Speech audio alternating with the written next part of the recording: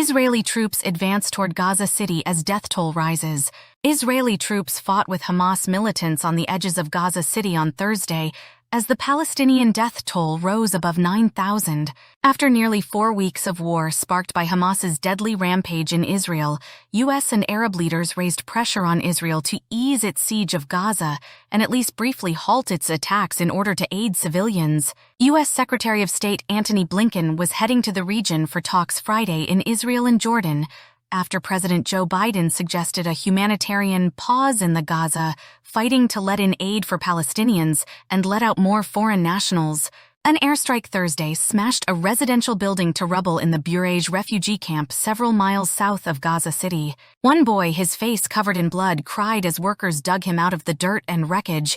Others rushed wounded men and women, covered in dust, away on stretchers or wrapped in blankets. At a nearby hospital, doctors tried to stanch the flow of blood from the head of a child laid out on the floor.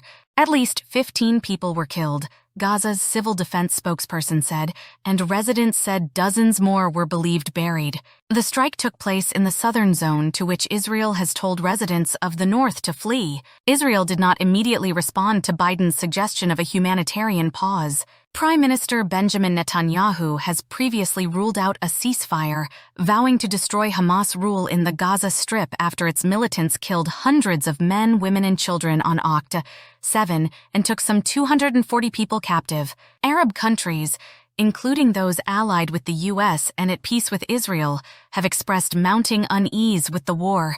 Jordan recalled its ambassador from Israel and told Israel's envoy to remain out of the country until there's a halt to the war and the humanitarian catastrophe it is causing. A flurry of heavy explosions raised clouds of smoke over Gaza City on Thursday. Al Jazeera television, which continues to broadcast from the city, said Israeli airstrikes were hitting an area of apartment towers in the Tel Al-Hawa neighborhood.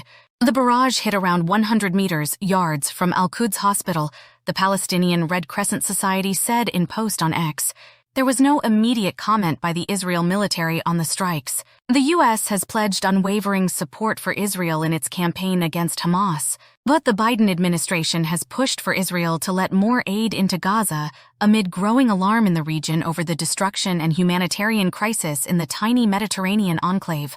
More than 3,700 Palestinian children have been killed in 25 days of fighting, and 3 weeks of bombings that often level large swaths of neighborhoods have driven more than half the territory's 2.3 million people from their homes. Israel and the U.S. also seem to have no clear plan for what would come next if Hamas rule in Gaza is brought down, a key question on Blinken's agenda on his upcoming visit, according to the State Department. On Thursday, 342 Palestinians with foreign passports, 21 injured in the fighting, and an additional 21 companions left Gaza through the Rafah crossing into Egypt, according to Wael Abu Omar, a spokesman for the Palestinian Crossings Authority. At least 335 people with foreign passports and 76 injured and their companions were evacuated on Wednesday, he said.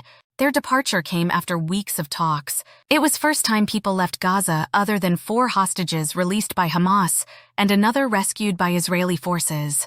Israel has also allowed more than 260 trucks carrying food and medicine through the crossing, but aid workers say it's not nearly enough. The U.S. has said it is trying to evacuate 400 Americans with their families.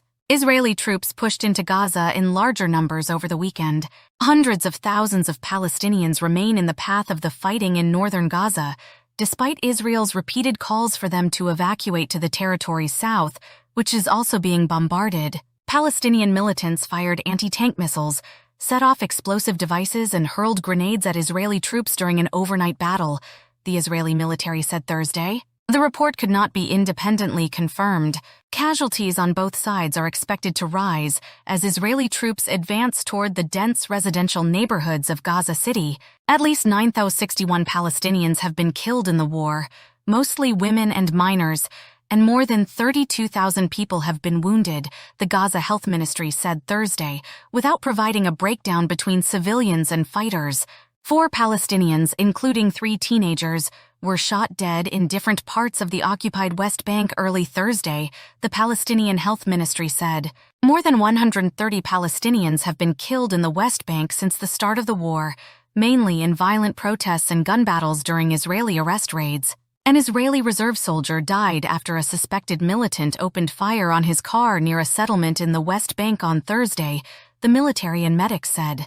Over 1,400 people have died on the Israeli side, mainly civilians killed during Hamas's initial attack, also an unprecedented figure. Rocket fire from Gaza into Israel and daily skirmishes between Israel and Lebanon's Hezbollah militants has disrupted life for millions of Israelis and forced an estimated 250,000 to evacuate border towns. The World Health Organization said the lack of fuel for hospitals' generators puts at risk 1,000 patients on kidney dialysis, 130 premature babies in incubators, as well as cancer patients and patients on ventilators. Israel has refused to allow fuel in, saying Hamas is hoarding fuel for military use and would steal new supplies entering.